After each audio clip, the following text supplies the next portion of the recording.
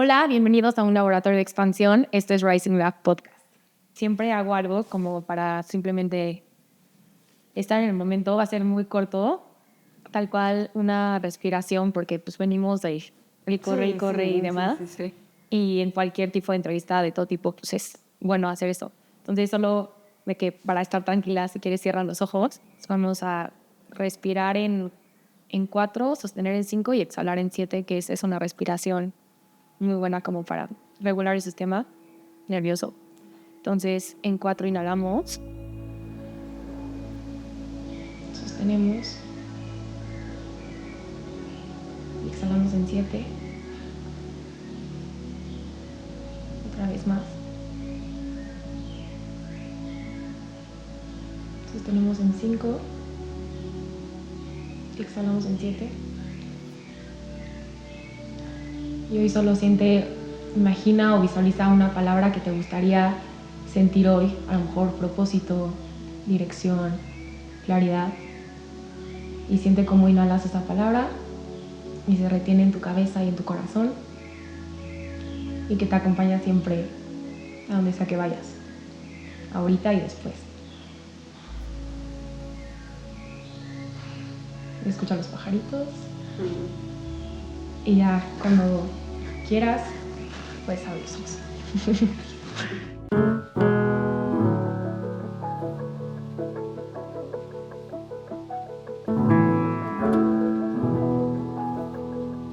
Hola, bienvenidos a un episodio más de Rising Lab. Hoy estoy muy emocionada porque tenemos a Mariana Merino. Es una mujer que siempre ha tenido una hipótesis clara, que es que el poder no solo puede, pero debe de tener ética. La verdad es que admiro muchísimo a Mariana y estoy muy emocionada por tenerla aquí hoy.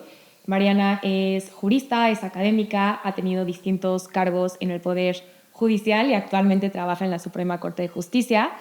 Hoy quiero que escuchen a Mariana como un ejemplo vivo de lo que es Rising Lab, que es un laboratorio de expansión. Es una mente brillante en ideas, pero sobre todo que ha visto el derecho desde el amor al país.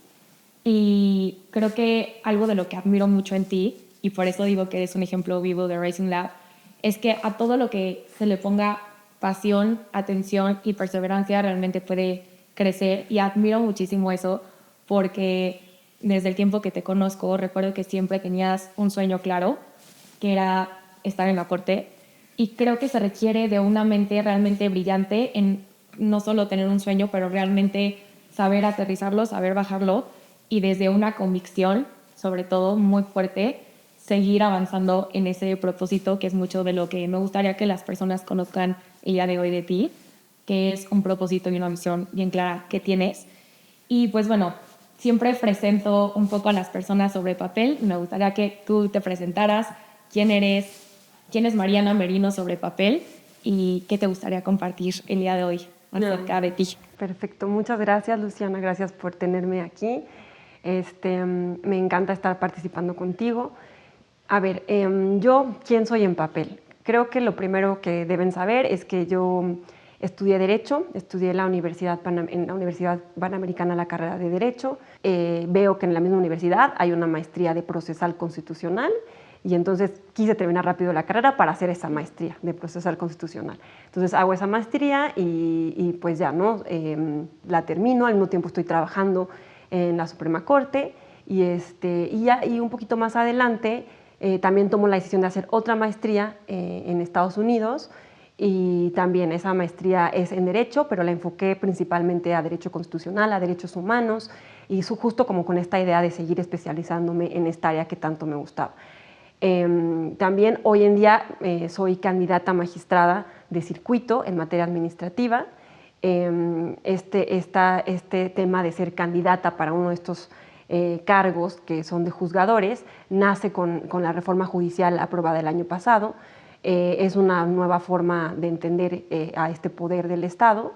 Pero bueno, estamos en eso y básicamente sobre papel esa ha sido como mi trayectoria a grandes rasgos. Perfecto. Siempre es importante como saber el expediente de una persona, pero he considerado toda mi vida que lo que realmente se valora en una persona es quién es sobre esencia, quién es el corazón y la esencia.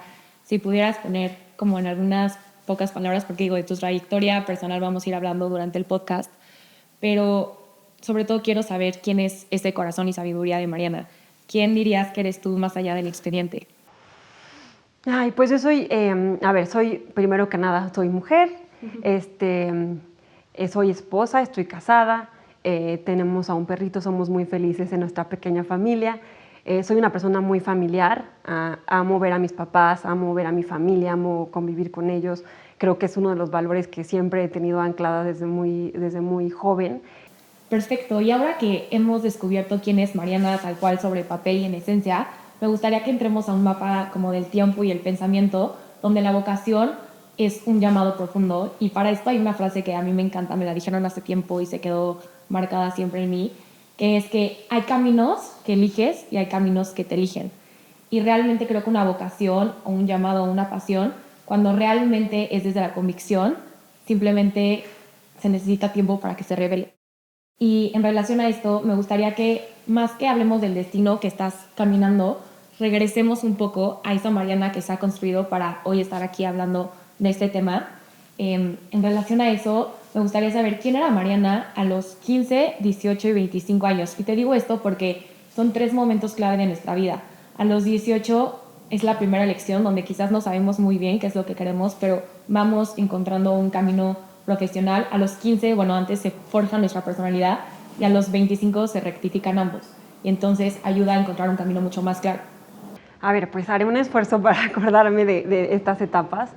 Pero bueno, a ver, yo crecí en una familia de abogados. Mi papá era abogado, mi mamá era abogada, algunos tíos también eran abogados, bueno, son abogados.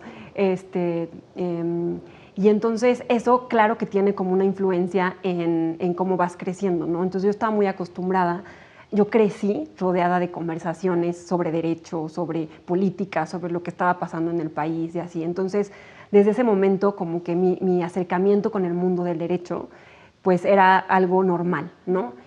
Mi papá daba clases en la universidad también, y algunas clases que dio era de filosofía del derecho. Mi mamá en ese entonces pues llevaba casos, era litigante, ¿no?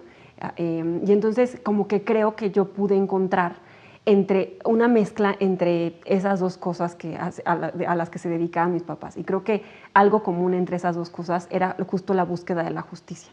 Después, yo creo que más o menos a los 18 años, pues estamos hablando, creo que terminando prepa, algo así, ¿no? Sí. A punto de elegir carrera. A punto de elegir carrera. Yo ya sabía más o menos que iba a estudiar Derecho, pero no sabía, o sea, justo por esta influencia de mis papás, que creo que es algo bastante normal, ¿no? Pero no sabía exactamente qué especialidad, a quién me iba a dedicar. Igual era como muy joven todavía para saber eso, ¿no? Pero cuando estaba en sexto de prepa, en el último año de prepa, todos llevábamos la materia de Derecho y claramente me fascinaba. Ya no llevabas escuchando mucho tiempo en tu vida. Tiempo, como que todo era demasiado familiar para mí y la disfrutaba mucho. Pero algo pasa como que es muy particular en ese momento y que creo que es uno de los grandes momentos que me cambian como la forma de ver el mundo. Pues, o sea, creo que es un momento clave en mi vida. Nos llevan de visita a la Suprema Corte de Justicia de la Nación desde prepa. Y entonces, cuando tenemos esta visita, nos empiezan a platicar un poquito más en la corte.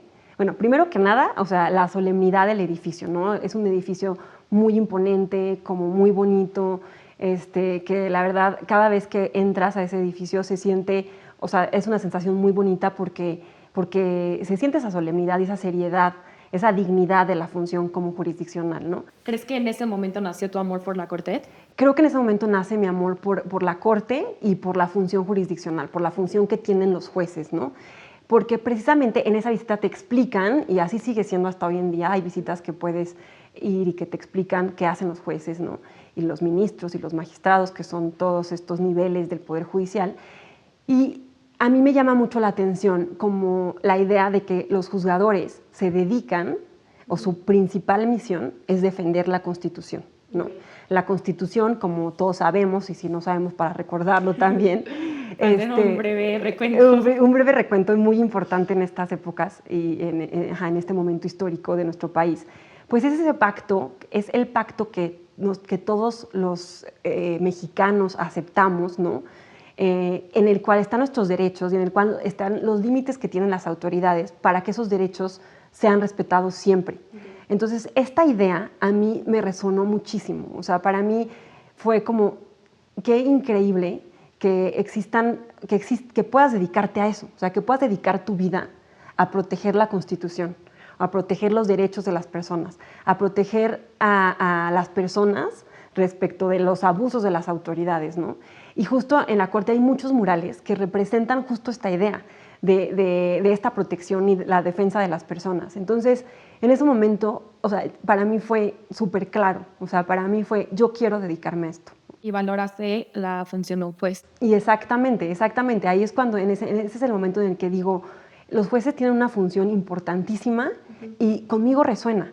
O sea, yo sabía que de alguna forma yo estaba hecha para eso. Y esto fue a los 18, incluso a los 25 retomaste el camino que querías tomar. Sí. O sea, la rama del derecho, pero direccionado a un lugar fijo. Exactamente. O sea, yo entro a la universidad ya con esta idea, ¿no? Ya como o sea, muy clara en la idea de, a ver, yo no quiero ser litigante, yo no quiero ser política. Como que yo desde ese momento lo tuve muy claro. Nada más era, pues, aprender más, ¿no?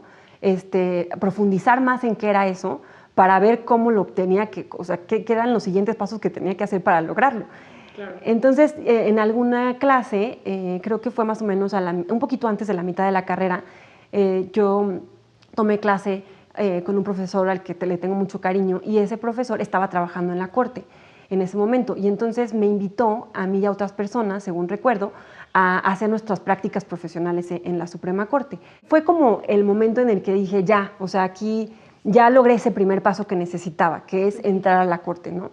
Entonces entré a la Corte, muy rápido me toca un cambio de ministro, porque los ministros en esa época duraban 15 años, okay. Ahora van a durar menos, y entonces me tocó justo el último año de uno de los ministros. Entonces me toca ese cambio, llega un nuevo ministro, y o sea, tuve la fortuna de quedarme en ese equipo, ¿no?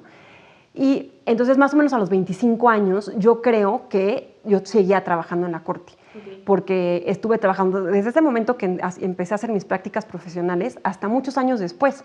Okay. O sea, creo que alrededor entre 7 y 8 años, creo. Saliste de la carrera y seguiste trabajando ahí. Ajá, salí de la carrera y seguí trabajando ahí. Algo muy padre de eso fue que me tocó un momento histórico para la Suprema Corte del país, y también no tanto para la Suprema Corte, sino justo para la función judicial, para la interpretación constitucional, porque hay cambios importantes en esa época, hay una reforma importante de derechos humanos, hay una reforma importante de amparo. Entonces me tocó aprender como de primera mano y yo creo que de muy cerca este cambio constitucional, como en un sentido de proteger más a las personas, de proteger los derechos de las personas como de una manera más fuerte, por así decirlo. Y bueno, eso también tiene un gran impacto en mi formación. Y sí, pues justo a los 25 años me toca todo, no sé si exactamente tenía 25, pero más o menos en mis 20 okay. Me toca este cambio, y yo seguía trabajando en la Corte. Yo creo que muchas veces vemos una candidatura desde fuera y quizás podemos escuchar un discurso, etcétera, pero mucho de lo que me gustaría contigo es poder ir a ese trasfondo, esa estructura interna y lo que estaba construido por debajo. Hoy más que nunca creo que necesitamos recordar, y lo acabas de decir, ¿no? La importancia de defender los derechos, etcétera, que detrás de toda institución hay una parte humana que la sostiene y que tiene que entender desde ese punto, ¿no? O sea, desde la ciudadanía, por así decirlo. Y me gustaría que me cuentes un poco de cómo te consideras que estás siendo arquitecta de algo nuevo. Para esto me gustaría preguntarte, ¿por qué valorarías, sabiendo todo este camino y este trayecto que has tenido, realmente cómo valoras y admiras y se te hace relevante e importante la labor de un juez o un magistrado? Sí. Sobre todo ahorita. Yo creo que, pues, o sea, ahorita que me preguntas cómo te consideras arquitecta de algo nuevo, a ver, primero que nada, o sea, no es que yo me considere arquitecta de algo nuevo, ¿no? Yo creo que simplemente estoy siguiendo los pasos, las reglas que existen ahorita para poder dar ese paso siguiente en mi carrera, ¿no? Pero bueno, vámonos un poco atrás y primero contestemos la pregunta de por qué considero que es importante la labor de un juez. Y eso me hace pensar primero en lo que ya estamos platicando, ¿no? que la labor de los jueces, de los magistrados, de los ministros es muy importante porque precisamente son las personas que resuelven conflictos, pero sobre todo que protegen los derechos de las personas establecidos en la Constitución y protegen la Constitución. Entonces, todos necesitamos que existan jueces que tengan esa misión muy clara, ¿no? Y que tengan una visión de la Constitución a partir de esa idea, de que su labor es proteger la Constitución. Entonces, claro, no solo ética y justicia, pero conciencia aplicada todo el tiempo. O sea, y tener en cuenta precisamente que eso requiere muchas características, ¿no? O sea, requiere conocimientos técnicos, pero también requiere sensibilidad humana y política, ¿no? Para decidir cada caso, para estar consciente de la labor del Poder Judicial, que el Poder Judicial no es un superpoder, ¿no? Es uno de los 3 poderes y es un poder que también tiene límites, ¿no? Y creo que son todos esos elementos que tienen que tener en cuenta los jueces para poder cumplir con esa función. Pero desde ese punto de vista creo que esa es la importancia de los jueces, ¿no? Como la capacidad que tienen, el poder que tienen, ser utilizado para la defensa de los derechos y de la Constitución, que es como el pilar fundamental sobre el que vivimos en sociedad y sobre el que creemos los mexicanos que queremos vivir, ¿no? Aquí se me ocurren 2 cosas que creo que estaría padre recordar y refrescar un poco. Acabas de decir que es uno de los 3 poderes. O sea, de verdad creo que estaría bien como recordar cómo funciona un poco al final todo este órgano interno, cómo se conforma. Antes de pasar, quiero hablar un poco de la reforma judicial, pero antes de pasar a eso, me gustaría bien que las personas lo tengan muy presente, porque los jueces y magistrados sí es una parte silenciosa que al final sostiene lo más importante. Sí, lo dices muy bien, muy bien.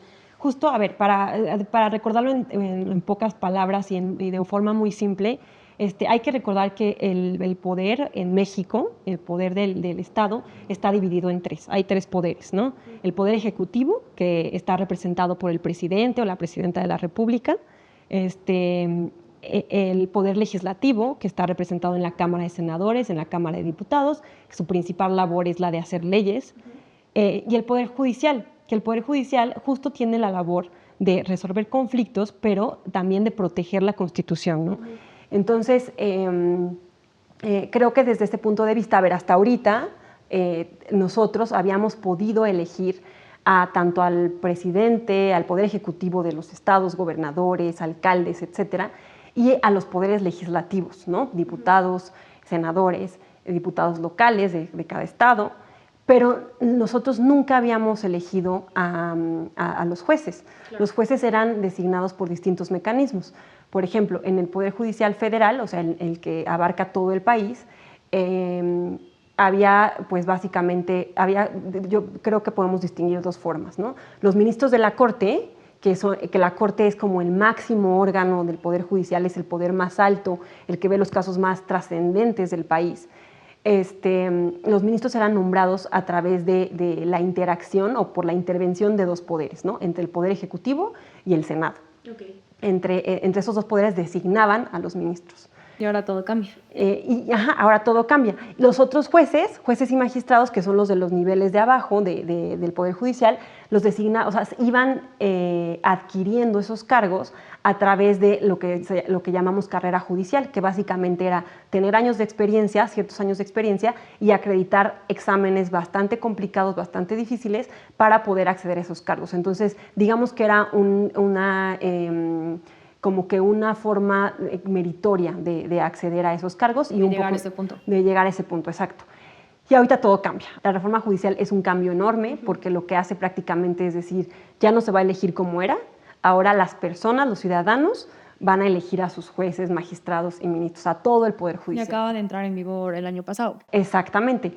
Y se ha puesto en marcha muy rápido. Entonces, por eso estamos ahorita viviendo todo este proceso de escuchar a los candidatos. Seguramente a algunos de ustedes se les han aparecido viendo sus redes sociales, pues gente diciendo yo soy candidato a tal y no sé qué, ¿no? Y es eso, porque es gente tratando de llegar a todas las personas para que puedan ser elegidas, para darse a conocer y que puedan ser elegidas. Entonces, a ver, ¿cómo cambia la reforma judicial? Más allá del aspecto jurídico, de si estuvimos o no de acuerdo con ella, a ver, es importante saber que es un cambio de enorme magnitud por eso, porque cambia la forma de designar a los jueces. Ahora es por elección popular. ¿Y qué pasa con la trayectoria que antes se tomaba en cuenta? Se toma en cuenta, pero de una forma diferente, porque antes de la elección popular, o sea, antes de llegar al punto en el que las personas buscan el voto de los ciudadanos, ya pasaron por una selección de unos comités.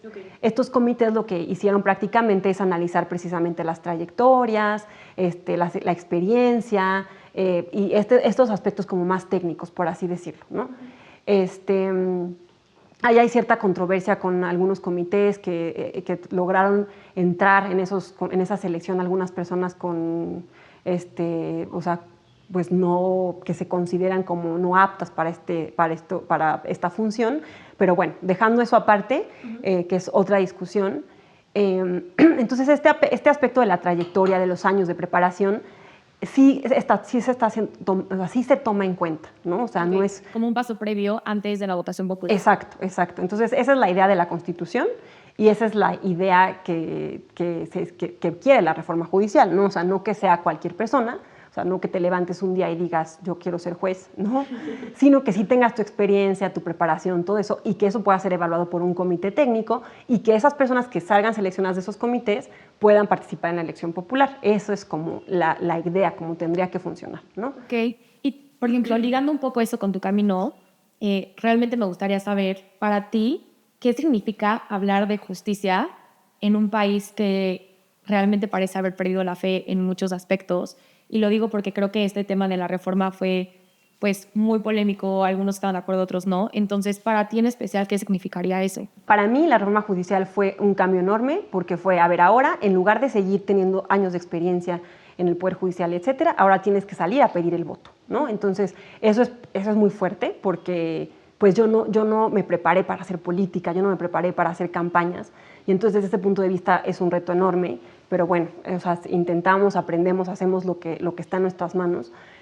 Y sí, de lo que me preguntas, de qué significa como la justicia en este momento en el que muchas personas han perdido la fe y justo, a ver, creo que por dos lados, ¿no? Un sector es el que dice, o sea, no creemos en la justicia porque no ha funcionado. O sea, la justicia no ha sabido escuchar a las personas, la justicia ha sido muy lejana a las personas, ¿no? No humana. No humana. Entonces, a ver, es muy importante tener cuidado en esto porque a mí no me gusta generalizar. O sea, en el sistema anterior, o sea, había excelentes juzgadores, ¿no? O sea, muchos muy buenos juzgadores, muy preparados, muy humanos, ¿no? Pero no podemos negar que también había una sensación de eso, de esa lejanía, de un trato, de que las personas iban a los tribunales y no se sentían acogidos por los tribunales, sino que se sentían que les estaban haciendo el favor, cuando es un servicio público, cuando son personas con las que estás tratando, ¿no? Y siento que el otro lado es el lado de que el que no estuvo de acuerdo con la reforma temen perder la democracia, temen perder como principios muy importantes para el país. Y entonces, y desconfían mucho del proceso. Eso es a mí lo que más me preocupa, ¿no? Que desconfían en que sea un proceso bueno para que lleguen buenas personas con buenos perfiles al proceso, a los cargos. Entonces, creo que nosotros tenemos que, más que, como que tratando de juntar estas dos como preocupaciones de la sociedad, creo que lo que nos queda como ciudadanos es confiar en el proceso, ¿no? Y tratar de informarnos en la medida que podamos de los buenos perfiles que hay, ¿no? Estar abiertos a los perfiles que nos lleguen a nuestras redes sociales, que nos encontremos en la calle, darles esa oportunidad de conocer a las personas que se están postulando. Realmente a quién está detrás de esa candidatura. Claro, o sea, y sé que está difícil porque son muchos candidatos, pero al menos a los que vayan llegando a nosotros, creo que tenemos la responsabilidad de analizarlos, de verificar si nos caen bien, si creemos que, o sea, no solamente si nos caen bien, si nos generan esa sensación de confianza, claro. y si están bien preparados, claro, eso es muy importante, pero sobre todo que nos den esa confianza, ¿no? O sea, que veamos ese lado humano, sensible en esas personas, ¿no? Y entonces creo que eso es a mí lo que me da esperanza, como saber que este proceso tiene un lado muy bueno, que es que los ciudadanos tienen en sus manos la posibilidad de escoger a las personas que van a ser los juzgadores. Y creo que si nos tomamos en serio este papel, podemos lograr que lleguen personas con buenos perfiles. Y creo que es importantísimo como que tener esta conciencia ciudadana de ir a votar y hacer lo mejor para que de este proceso salga lo mejor. Claro, sí es como reconocer esa responsabilidad activa que tenemos como ciudadanos. Exactamente. Oye, Mariana, y ligado un poco a esto, digo, sé que te encantan los retos, lo acabas de mencionar, y te interesa el cambio y creo que solo las personas que están parados en ese punto realmente pueden generar un poco de conciencia o de cambio. Y me gustaría saber, sobre todo, como analizando un poco tu historia, cómo se formó esa Mariana que busca expandirse en conocimiento y en cambio real, porque creo que muchas veces, y lo digo mucho en el podcast, la teoría, sin saberla aplicar o sin llevarla hacia la acción, se queda en pura teoría. Entonces creo que hay conocimiento que bien encauzado realmente genera un cambio, un movimiento. Entonces me gustaría saber de dónde nace este amor por el conocimiento, porque sé que eres una apasionada por la lectura y por conocer y por expandirte y dar opiniones bien argumentadas, pero desde un punto no por probar, sino por realmente entender. Entonces me gustaría saber esa parte. Sí, a ver, como que creo que una parte de que me di cuenta muy joven fue, a ver, quiero enfocarme en esta área del conocimiento, en esta área del derecho, y justo es como, a ver, cómo buscar teóricamente, como dices, mejorar y crecer, ¿no? Y entonces es, a ver, qué hay entre mis posibilidades? Pues, por ejemplo, la maestría en la Universidad Panamericana, ¿no? En esa maestría especializada en mi materia, lo que busqué, que afortunadamente pude conseguir una beca igual de la Suprema Corte, y entonces como que esa parte de teoría la vas fortaleciendo, ¿no? Pero al mismo tiempo es importante, justamente como lo dices, como que irla complementando con la práctica. Entonces, a mí, afortunadamente, me toca hacer esta maestría viviendo cambios muy importantes en la Suprema Corte, trabajando para equipos muy importantes y aprendiendo de personas que creo que me enseñaron perfectamente cómo argumentar, cómo ver un caso con perspectiva de derechos humanos, cosas pues que más llaman la atención, ¿no? Que es pues, ver los casos más importantes del país y entonces son casos que salen en las noticias y que están bajo el escrutinio público y entonces es una labor muy interesante, muy apasionante. Pero llega un punto en mi carrera, más o menos ya después de tener varios años trabajando en la Suprema Corte, en que yo quería sentir como la justicia como más inmediata, como en un punto más, como más real, como más cercano a las personas. Y entonces se me presenta en ese momento la oportunidad de trabajar en un juzgado de distrito, que es como el primer nivel del Poder Judicial, en el que primero, es el nivel al que primero llegan las demandas. Entonces, cada día tienes un caso nuevo diferente en tu escritorio, ¿no? O sea, un caso nuevo diferente, uno o varios. Entonces, a mí me encantó, porque pese a que me dijeron, a ver, hay una carga de trabajo enorme en los juzgados, es súper demandante, puede llegar a ser muy difícil, no sé qué. Como que a mí yo quería vivir esa experiencia justo por eso, porque quería ver cuáles eran los casos del día a día. Cuáles eran los casos normales, o sea, no los más trascendentales y los de las noticias, sino los casos, los casos que pasan todos los días. Y entonces creo que esa experiencia, trabajar en otros niveles del Poder Judicial, como los juzgados de distrito, como que me hacen como que tener una visión muy integral de la función judicial y me ayudan a ver cuáles son las necesidades del Poder Judicial desde dentro, ¿no? y en distintos como niveles del Poder Judicial. Entonces, creo que esa parte es la que me ayuda como a conocer bien la función, a conocer bien, o sea, conocer desde dentro cómo funciona. Desde diferentes niveles, etcétera. Ajá, sí, Hablabas un poco del tema de casos y me gustaría preguntarte, ¿qué casos han marcado tu trayectoria? A lo mejor así como alguno que te venga a la mente o tu perspectiva. Hablamos mucho desde la perspectiva integral. Entonces creo que esa visión que tienes es muy única sobre cuál ves la justicia. Entonces no sé si te gustaría compartir algún caso en especial o algo que haya marcado completamente a ti como Mariana. A ver, pues hubo muchos casos, sobre todo en esa parte de, mientras estuve trabajando en los juzgados de distrito, fue el momento en el que pude ver ver e involucrarme como en muchísimos casos diferentes, o sea, de naturalezas súper diferentes. Entonces, pero a ver, uno que recuerdo que me haya marcado mucho, fue el caso de una mujer que buscaba un tratamiento de reproducción asistida, me parece que en el ISSSTE. Y ella tenía 36 años. Y los requisitos para acceder a este tratamiento de reproducción asistida decían que máximo tenía que tener 35 años. Entonces, aquí como que había como detrás como una visión.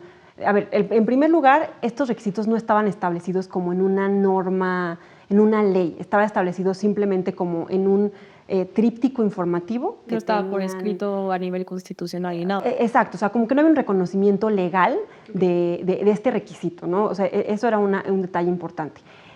Y entonces, a mí creo que me marca mucho porque como mujer, luego justo está esta creencia, o por lo menos en esa época estaba un poco más marcada, esa creencia de que a partir de cierta edad ya no puedes ser mamá, ¿no? Y por temas médicos, por temas de que, por ejemplo, ya estás grande o lo que sea, ¿no? Entonces, como que creo que a mí me llamó mucho la atención este caso y la verdad como que me hizo profundizar en temas como de estereotipos de género, en temas como de qué tanto una mujer puede o no como tener acceso a este tipo de tratamientos a ciertas edades. Y como que yo encontré que ese requisito no era un requisito como válido, por así decirlo, porque al final de cuentas no estaba atendiendo a las condiciones de las mujeres en específico, ¿no? Entonces, como que ahí hicimos una labor como mucho de estudio y tratamos de enfocar un poco la decisión en que, a ver, una mujer puede ser mamá hasta que pueda ser mamá, sí, ¿no? No hay otra persona ajena que le diga exacto, o sea, hasta cuándo es viable eso o no. Y entiendo que hay temas como de política pública que dicen, a ver, no podemos dárselo a todas las mujeres que quieran tener acceso a estos medicamentos, entonces tenemos que poner ciertos requisitos, ¿no? Como regulaciones que controlen un poco el número. Entonces enfócalo a quienes tienen más posibilidades, podría ser, y quizá por eso dicen, tiene más posibilidades una mujer de 35 años que una de 36, pero si nos ponemos a pensar en realidad es un poco arbitrario, ¿no? O sea, no significa que cuando cumples 36 ya, sí, bye. Entonces, como que este asunto me hizo reflexionar mucho en este tipo de temas y me gustó mucho porque pudimos entrar a analizar este tipo de estereotipos que a veces hay en contra de, pues en contra de las mujeres, ¿no? Entonces creo que se me marcó mucho, pero así como ese, hubo algún otro asunto en el que había una mamá extranjera, bueno, una mamá migrante que quería acceder a servicios de salud para su hijo y no podía porque le faltaba tener la CURP. La CURP es como un número de identificación que tenemos todos. Y entonces también ahí como que empiezas a reflexionar como qué tan válido es pedir ciertos requisitos para ciertos derechos tan importantes como la salud, ¿no? Okay. Entonces son asuntos que como que creo que me marcaron mucho porque te hacen ver el derecho desde otra perspectiva, ¿no? O sea, desde la perspectiva precisamente de proteger los derechos de las personas, ¿no? Y recordar que la labor que tienes es esa. Esos son los que ahorita me vienen a la mente y que creo que, pues puedo decir que me marcaron un poco por el impacto que tienen para la vida de las personas, para la vida cotidiana de las personas, son problemas reales, porque a ver, aunque hay asuntos muy grandes que tienen que ver con cuestiones como más técnicas, ¿no? Por ejemplo, de impuestos o de, no sé, cuestiones bancarias, porque justo la materia en la que yo soy candidata y la materia en la que trabajé en ese juzgado es una materia muy amplia.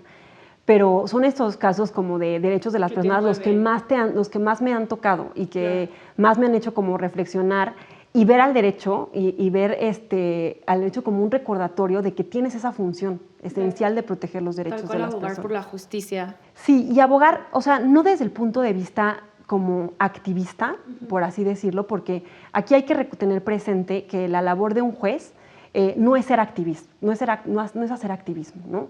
Es defender los derechos, pero desde la perspectiva de defensa de la Constitución. Sí, que se esté cumpliendo lo que está escrito. Exactamente, exactamente. Entonces, creo que esa forma de construir argumentos, diseñar argumentos para proteger los derechos de las personas y cumplir con esa función que tienes como juzgador es lo que a mí me resuena mucho, ¿no? Hablabas un poco de que te gustaba tener una perspectiva global y tuviste una experiencia en la que pudiste ir al extranjero y al final me gustaría que cuentes un poquito de esa experiencia, pero sobre todo, ¿qué fue lo que te hizo decir, tengo que regresar? Y como regreso a mi país y mi llamado está en mi país, ¿qué fue esa cuerda que te jaló de regreso? Sí, yo me fui a estudiar la maestría de Derecho en Estados Unidos, en Nueva York, en la Universidad de Columbia, y a ver, mi experiencia así nace un poquito como de querer como tener otra perspectiva, ¿no? Y también un poco por un reto personal, como por este tema de que yo quería enfrentar ciertos miedos, ¿no? A hablar en otro idioma, a tener que desarrollarme en otro idioma por completo, ¿no? Entonces quería como un poquito enfrentar ese reto y al mismo tiempo ampliar mi perspectiva pues, constitucional, por así decirlo. Y entonces voy a esta maestría, escojo todas mis materias relacionadas con derecho constitucional, con interpretación constitucional, con derechos humanos, con acceso a la justicia, todo como muy diseñado para lo que yo quería seguir dedicándome, ¿no? Y siempre tuve en mente el firme propósito de regresar. Okay. Entonces, es difícil a la mera hora porque cuando estás allá, pues a ver, muchos de mis compañeros buscaban como tener prácticas o quedarse a trabajar una temporada en Estados Unidos, que claro, o sea, eso está increíble y creo que pues te hace crecer muchísimo y es el paso para muchas personas, ¿no? El paso siguiente para muchas personas para complementar su formación profesional. Y entonces cuando empiezas a vivir en este mundo, como que claro que te ves tentado a decir, ¿y por qué no hago yo lo mismo, no? Pero yo como que siempre lo tuve muy claro, o sea, como que yo quería regresar a México, yo quería seguir caminando en el mismo sentido, yo quería regresar, nada más complementar mi formación, ampliar mis conocimientos, ampliar mi perspectiva y regresar a aplicarlo aquí, o sea, regresar justo a aplicar todo lo aprendido en eso que yo siempre había querido. Entonces, por más que hubo momentitos así como difíciles, como sí, que dices, híjole, ¿será que será mejor? No sé qué. Al final de cuentas yo quería regresar y pues regresé, ¿no? Entonces, eso fue más o menos. Qué padre que pudiste tener esta experiencia que al final reforzó esa teoría, pero de todas formas tus hipótesis o así, lo que quieres comprobar y las conclusiones que querías sacar siempre fueron en tu país. Y pues bueno, vamos a pasar a una parte que me encanta, que en Rising Lab le llamo laboratorio de ideas, que tal cual son hipótesis, experimentos y conclusiones. Te voy a ir explicando un poco por qué. Quiero que entremos a este otro tipo de conversación, donde más que lo que sentiste, realmente lo que importa es lo que piensas y sostienes al día de hoy. No solo es sobre lo que ha pasado, sino todas esas conclusiones que has llegado después de todo eso que has vivido, integrado, aprendido, etc. Entonces imagina que estamos entrando como a un laboratorio interior, donde las ideas no solo son abstractas y los ensayos, experimentos no solo son pruebas, pero eso te permite sacar realmente esta visión o perspectiva sobre la cual ejerces al día de hoy. Y bueno, empezando un poco con hipótesis, pasando es una parte que me encanta, sabiendo que las hipótesis son ideas con responsabilidad. No solo son ideas que se argumentan y al final puedes aceptar o rechazar muchas. La primera pregunta que me gustaría decirte es, ¿qué has encontrado en el derecho que no viste en el pasado, en otro lugar, y que tampoco ves en este momento? ¿Qué es lo que hace tan especial el derecho para ti? A ver, creo que algo importante que viene en el derecho, que en el momento en que decidí estudiar y seguir, y que lo sigo confirmando a cada momento, es la posibilidad de reparar las injusticias que existen en nuestro país, ¿no? Entonces, claro que de repente me llaman la atención algunas, o sea, me llamaron la atención cuando era muy joven otras carreras, otros destinos, pero lo que conmigo resonaba más era esa posibilidad, o sea, la posibilidad de poder hacer algo para reparar las injusticias, ¿no? Y me encantó saber que existía una profesión, la profesión, por así llamarlo, de los jueces, que se dedicaban precisamente a esto, a esta labor como tan humana y con tanto propósito, ¿no? Entonces, eso es a mí lo que me movió a seguir este camino.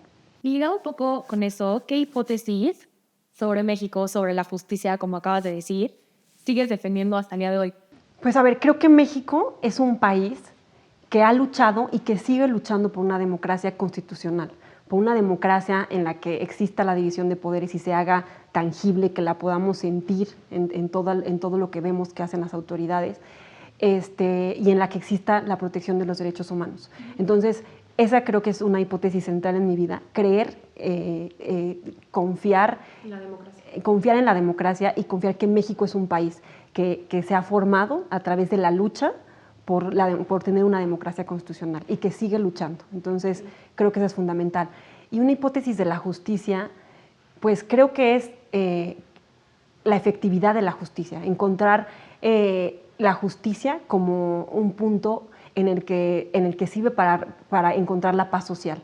Entonces, creo que esa idea también es una hipótesis que sostengo, que defiendo y que creo que en la que tenemos que trabajar todos porque esa justicia sea efectiva y porque esa justicia cumpla con las exigencias que están en la Constitución, ¿no? Que es una justicia independiente, imparcial, efectiva, rápida, ¿no? Una justicia que sirva a las personas para resolver sus conflictos y para proteger sus derechos. Me encanta.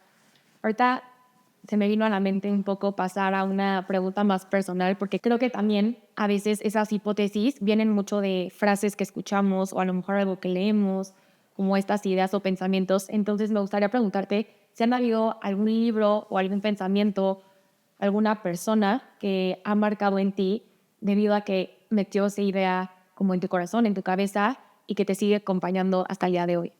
Sí, creo que puedo identificar, a ver, más que un pensamiento o libros, creo que lo que puedo identificar son dos personas, ¿no? Y sobre todo personas que en años recientes me han marcado. Una es una jueza como muy famosa de Estados Unidos que se llama Ruth Bader Ginsburg. Okay. La conocen mucho como RBG. Es muy conocida y ella es conocida por su labor feminista, ¿no? Por su lucha en favor de los derechos de las mujeres. Pero hay algo a mí que me encanta de ella, que creo que no es como muy sonado, ¿no? Okay. Y es precisamente que ella antes de ser juez, antes de ser ministra de la Corte de Estados Unidos, fue abogada litigante, defendía casos, ¿no? Y tuvo una labor muy importante en la lucha feminista. Pero ella como que hizo esta lucha de un modo muy particular. Y es precisamente a través de la construcción de argumentos jurídicos, creando argumentos de derecho para impulsar este cambio, ¿no? Porque en la época en la que ella vivió, pues obviamente pues era un mundo muy diferente al que vivimos hoy. Si bien todavía seguimos viviendo mucho como que la discriminación hacia las mujeres y la desigualdad entre hombres y mujeres, creo que en esa época era aún mucho más notorio, ¿no? Entonces, es algo muy relevante de ella es que justo para impulsar este cambio fue a través de... Ella dijo, a ver, es muy difícil que los jueces reconozcan que hay desigualdad hacia una mujer. Entonces, su forma original, estratégica de plantear el caso fue plantearlo a través de una ley que discriminaba a los hombres. Entonces, justo dijo... ¿Cómo fue esto? O sea, ¿cómo fue este argumento jurídico que utilizó? Pues mira, más o menos el caso se trataba era un beneficio fiscal que se establecía a las personas que tenían labores de cuidado, específicamente a las mujeres. Y entonces, en este caso, venía un hombre que tenía ciertas labores de cuidado, creo que cuidaba a su mamá, había cuidado mucho tiempo a su mamá, y trató de pedir en una corte que le dieran este beneficio fiscal. Y al final de cuentas le dijeron que no podía y justamente usaron este caso para decir, mira, lo que busca proteger la norma no es a la mujer que tiene labores de cuidado, sino a la persona que tiene labores de cuidado. Sí, entonces, sea mujer o hombre. Exacto. Entonces, con base en este argumento, RBG logró que se reconociera pues que las leyes podían resultar discriminatorias en virtud de si eres hombre o mujer, ¿no? Podían crear diferenciaciones injustas en virtud de si eras hombre o mujer. Y entonces, desde ese momento, la Corte reconoce que una ley discrimina a los hombres, ¿no? Porque la ley estaba pensada como para beneficiar a las mujeres. Y entonces, desde este punto de vista, empieza como toda una creación de casos nuevos, de precedentes, que están como encaminados a proteger los derechos de las mujeres, ¿no? Pero como que a mí lo que me llama mucho la atención, más allá de lo original, del planteamiento original y estratégico que tuvieron en este momento, es la forma de luchar, ¿no? Porque pues podemos encontrar a muchas personas que luchan por derechos de distintas maneras, ¿no? Entonces tenemos a las personas que son activistas y que entonces salen a las calles, marchan, sacan sus pancartas, gritan, y está muy bien, o sea, eso está muy bien. O tenemos a los políticos que que salen a buscar sus votos y preguntarle a la gente qué es lo que necesitan para poder impulsar ciertas políticas que benefician a las personas. Pero siento que me encanta la forma de buscar ese cambio de RBG, porque justo fue a partir de la construcción de argumentos, ¿no? Sí, tal cual fue usar estrategia de argumentos. Usar el derecho sí, como la propia herramienta. Para impulsar estos cambios. Y creo que eso a mí me encanta y creo que me sentí muy identificada con esta parte, porque yo no soy una persona como muy vocal, por así decirlo, ¿no? Y creo que mi labor es más así, o sea, es más como de estudiar, de analizar caso por caso, de ver en cada caso quién tiene la razón, ¿no? Y de ver en cada caso cómo puedes proteger a una persona y si tiene la razón o no, y etcétera. Entonces, creo que esa es una parte que me marcó mucho de ella. Y otro de las personas que me han marcado mucho fue un profesor que tuve en la maestría en Columbia, en Estados Unidos, que es un profesor que se llama Akhil Amar, es un gran constitucionalista, y creo que lo que me enseñó fundamentalmente fueron dos cosas. Una es a hacer derecho constitucional, ¿no? A interpretar la Constitución de distintas formas, pero siempre buscando qué es lo que quiere la Constitución, ¿no? Y hacerlo seriamente y tomarte la Constitución en serio, ¿no?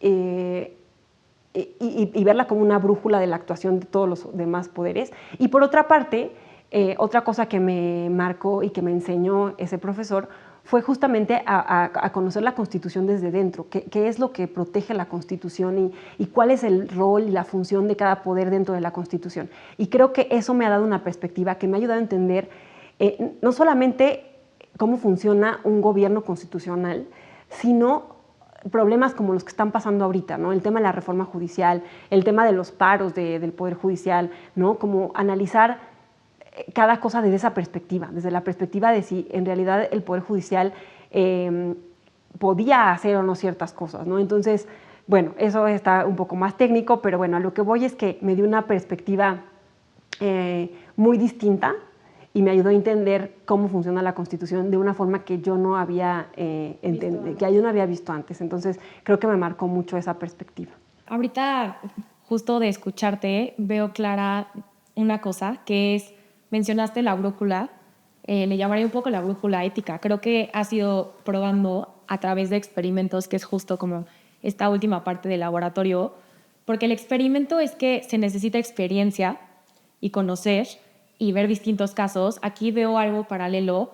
Te pregunté de un caso que te haya marcado o un pensamiento y demás, y mencionaste esta jueza, y te había preguntado también de un caso que a ti te hubiera marcado y se relaciona un poco a cómo ambos defendían al final a la mujer, etcétera, y se me hace muy bonito que algo que admiras también es algo que te importa y que has ejecutado tal cual. Y un poco relacionado a esto y hablando de experimentos, me gustaría preguntarte algo que haya sido algo que haya marcado un antes y un después, y si hay alguna decisión difícil que hayas tenido que tomar y por qué. Ok.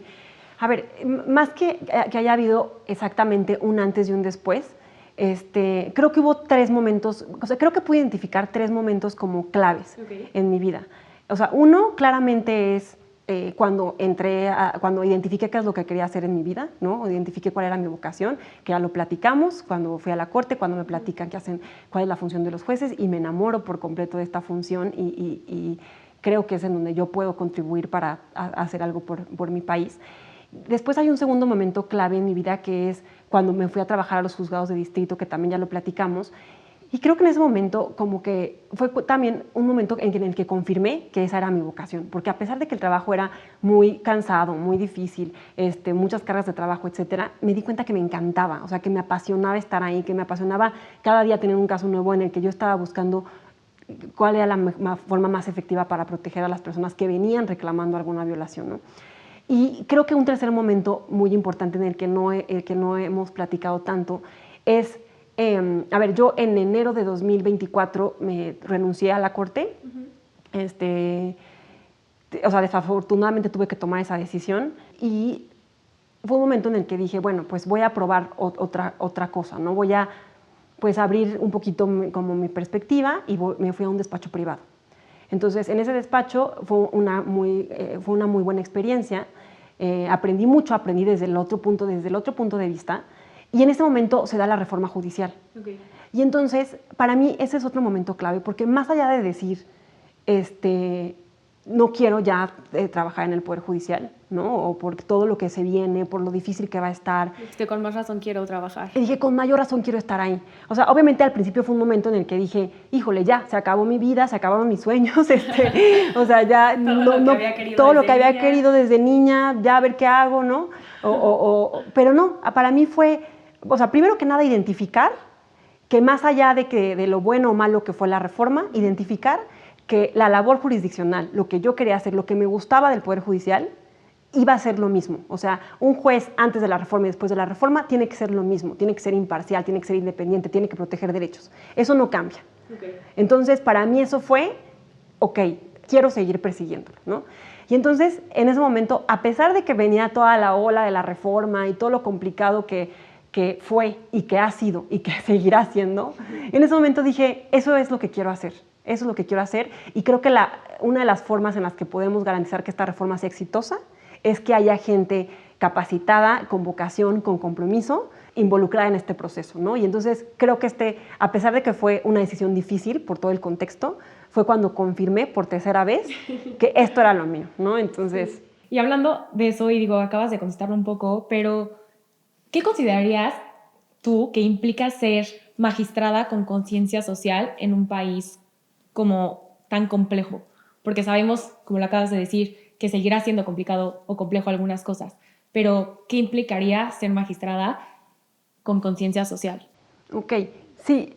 A ver, yo entiendo este tema de tener conciencia social. Creo que lo puedo ver un poco como tener esa sensibilidad social y humana de que la labor jurisdiccional implica tomar en cuenta a las personas, tomar en cuenta que estás tratando con personas, con problemas de las personas, tomar en cuenta que hay grupos de personas que están en circunstancias más difíciles que otras personas, ¿no? Por ejemplo, personas con discapacidad, mujeres, niños, niñas, adolescentes. Como hay ciertos sectores que están en unas condiciones más desfavorables que el resto de la sociedad, por así decirlo. Entonces, creo que esa sensibilidad es importante, pero es muy importante hoy en día, porque creo que la reforma judicial viene de un reclamo social precisamente de esta sensibilidad y de esta cercanía. De que se sentía lejano. Ajá, de que hay ciertas cosas en las que el Poder Judicial estaba fallando a las personas, pero creo que no lo es todo. O sea, creo que además de tener esta conciencia social, se tiene que tener compromiso, se tiene que tener un conocimiento profundo de la Constitución, se tiene que tener responsabilidad institucional, o sea, responsabilidad institucional en el sentido de tienes que reconocer que el Poder Judicial también tiene sus límites, ¿no? Que su ámbito de actuación es limitado. Bajo, ¿no?, cierto rubro. Bajo ciertas facultades. Y creo que con todas estas, bueno, y por supuesto, tener conocimientos técnicos, tener cierta preparación que te permitan decidir de la mejor manera. Entonces, si bien creo que es un aspecto muy importante, creo que definitivamente no es todo. Y hablabas de que por tercera vez habías confirmado, entonces realmente Mariana siguió persiguiendo ese sueño. Me gustaría preguntarte, ¿qué le dirías hoy a esa Mariana que comenzó con ese sueño, pues desde que tenía 18 y han pasado tantos años, pero sigues aquí comprobando por tercera vez que sí, tu lugar, tu vocación, como bien lo dije, que hay caminos que siempre te acaban eligiendo? Creo que así sería en tu caso. ¿Qué le dirías? Sí, pues yo le diría que siga, o sea, que siguiera adelante, porque, o sea, generalmente las personas que consiguen colocarse en donde siempre han soñado o hacer lo que siempre han soñado, no son personas que la tienen fácil, ¿no? Y que a la primera dieron con lo que querían hacer. En todos los aspectos. Hablando de derecho. Es chistoso porque, a ver, yo tuve mucha suerte porque desde muy joven lo identifiqué, ¿no? O sea, afortunadamente no tuve que ir como moviéndome de un lugar a otro, que obviamente siento que es lo más normal, que vayas probando en la vida qué es lo que te funciona y qué no. Pero afortunadamente yo tuve esa suerte, pero yo le diría a esa Mariana que pase lo que pase, que siguiera adelante, ¿no? Porque así es la vida, o sea, se trata de insistir. Y creo que hay que tener como que esa fuerza. Y resiliencia también, ¿no? Y resiliencia también ante el cambio y seguir adaptándose. Creo que me encantaría que de este proceso judicial, de estas elecciones, resultara ganadora, me encantaría. Pero si no resulto ganadora, lo voy a seguir buscando. O sea, tengo toda la vida para seguir insistiendo, voy a seguir insistiendo porque estoy convencida que es en el lugar en el que yo puedo hacer algo por mi país, en el que lo que siempre me ha guiado durante mi vida. Entonces le diría que insistiera, que se adaptara a los cambios, y que pues siguiera insistiendo, básicamente. Bueno, escuchándote se me acaba de ocurrir una metáfora que pone de forma muy fácil y práctica visualizar o imaginar esto. Entonces quiero que escuches y te voy a preguntar algo. Que es, supongamos o imaginemos que el Poder Judicial, el sistema judicial funcionara como una mesa de billar, en el cual el objetivo final sería buscar una alineación que funcione para el bien común. Entonces, cada bola de billar representa una figura dentro del Poder Judicial. Al final, esas personas que están en esa mesa no solo están cambiando el juego, pero lo pueden redefinir, ¿no? Pueden cambiar cómo funciona al final este sistema por dentro y el resultado que tengan no solo hoy, pero después, desde su participación consciente y activa. Me gustaría preguntarte, ¿cómo entenderías tú ese lugar que tienes en la mesa de billar y por qué ser elegida cambiaría o redefiniría el juego por completo? Ok, es muy interesante la metáfora. A ver, creo que algo que definitivamente es algo distintivo en mí es que mi compromiso es 100% con la Constitución, ¿no? Y con la protección de los derechos de las personas que están en esa Constitución. Yo estoy comprometida a no favorecer ninguna ideología, ningún grupo, ningún tipo de interés que sea ajeno a esa protección de la Constitución. Entonces, creo que ese compromiso lo he tenido siempre y siempre lo tendré. Creo que quien ocupa esos lugares desde la presencia, desde un conocimiento bien anclado, de verdad puede generar un cambio que, aunque no sea visible directamente, sí genera un cambio trascendental.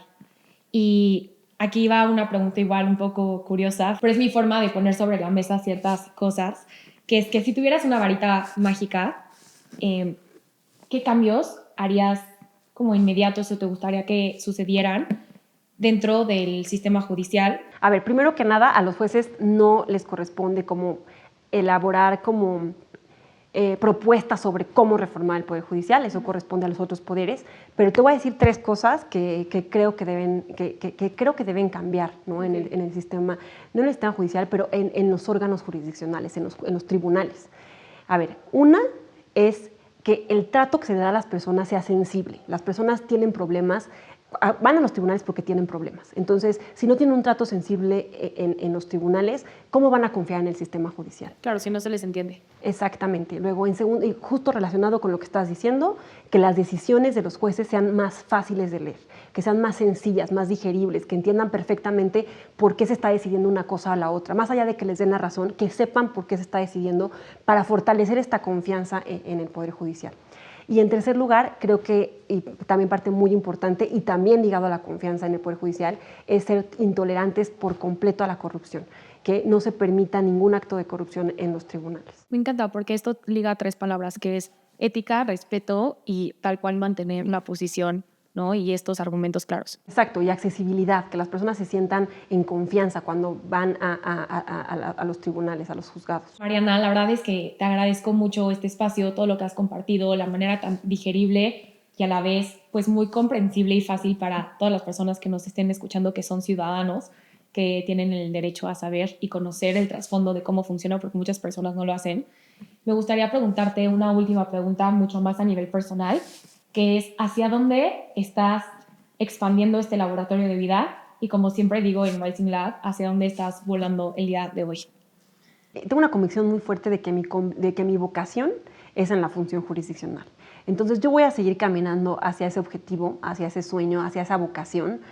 Y sobre todo creo que eso me da la oportunidad de seguir creciendo como persona, porque además pues te da la oportunidad de seguir enfrentándote a muchísimos retos, ¿no? He tenido los retos de irme a estudiar fuera, los retos de trabajar en un lugar como un poquito más como complicado en cuanto a cargas de trabajo, y ahora pues con la reforma el reto de salir, de platicar a la gente, de exponerte, de ponerte en el ojo público, en el ojo de la crítica. Entonces creo que todo esto, al final de cuentas, por más difícil que pueda parecer en su momento, te complementan profesional y personalmente.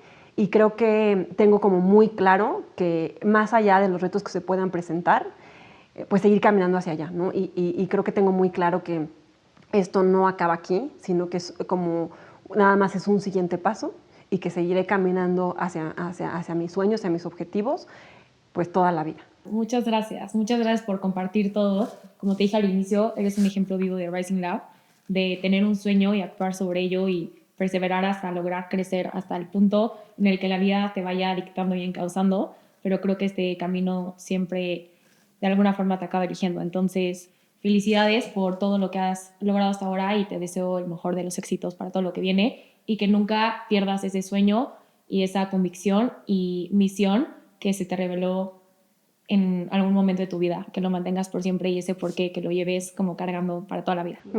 Muchas gracias por la invitación. Gracias. Adiós, nos vemos en el siguiente capítulo.